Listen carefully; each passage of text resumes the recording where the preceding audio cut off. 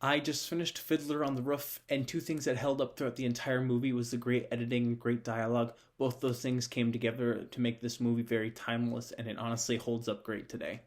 The cinematography for the entire film really emphasized how important the church was in day-to-day life, which came up quite often. And I must say, I did love the cinematography. There wasn't too many bland shots, and all of it was really grandiose. Every character felt pretty nuanced, especially the daughters, which is great because obviously they're a pretty essential part of the movie.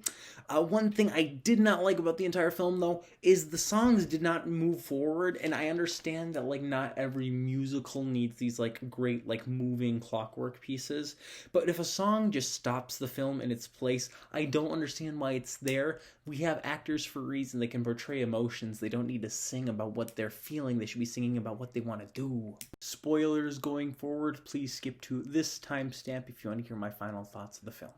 Rabitevia says that like the ideal son for his daughter to marry would be a guy who like went to college, but that doesn't really make sense because he blows off the second suitor, and I don't understand why he doesn't click more with that guy, especially given the fact that the tutor doesn't go off to like fight in the Russian Revolution until like probably half a year after they met, and he's allowed their children to be taught by him. And while we're on the subject, I don't understand why Tevye allows the college grad to teach his children. They're being taught a different religion, which he's super opposed to. I don't know why he would allow that in the first place.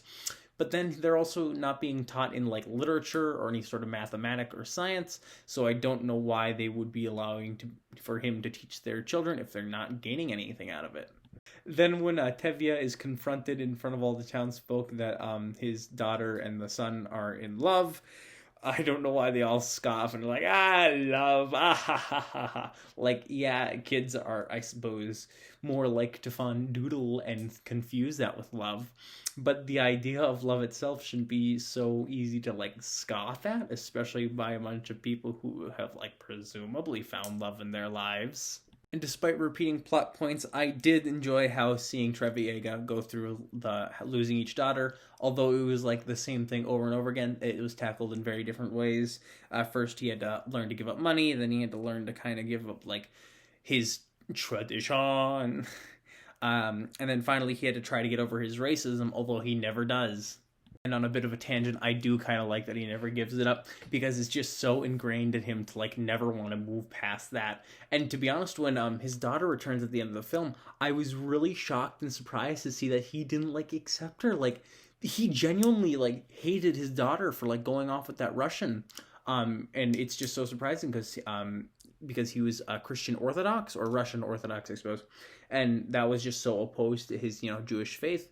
And then, but he allows his second daughter to go off with the guy who's just like a, I don't know, Christian. I don't know what his branch would have been, but yeah, really neat that he stuck in his ways. And I felt like that was very nuanced, for lack of a better term. It felt very real and very accurate to the character. That little small thing during the Red Square battle, the Russian cop who like disperses the crowd, he speaks Russian, and he's the only person to do so in the entire film, when presumably they should all be speaking Russian. I think that's a weird thing that they chose to do. I feel as though if you're planting a film in a different country, you should either have everyone be speaking English or everyone be speaking the native language of that country, just because it feels a little wrong to be like, oh, these are the bad types of those people, they speak their language. And I didn't understand the last scene of the film when Treviega allowed the Fiddler on the Roof to join with him on their travel to America, because the Fiddler like represented kind of laziness, but also like enjoyment of life and also not structuredness. And I don't feel as though like Treviega gave that up in the end. He felt like he was just moving because he had to, not because he like wanted to go forward in his life to go try and experience new things. So that was a weird bit that I didn't understand even after thinking about it for a while. Overall film, though, is great. I think it really holds up today. All the actors were amazing. All of the ideas presented in the film were done really tastefully and well, I thought. Sets were great.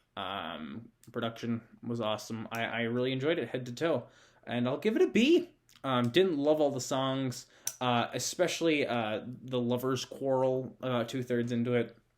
But no, overall, great film.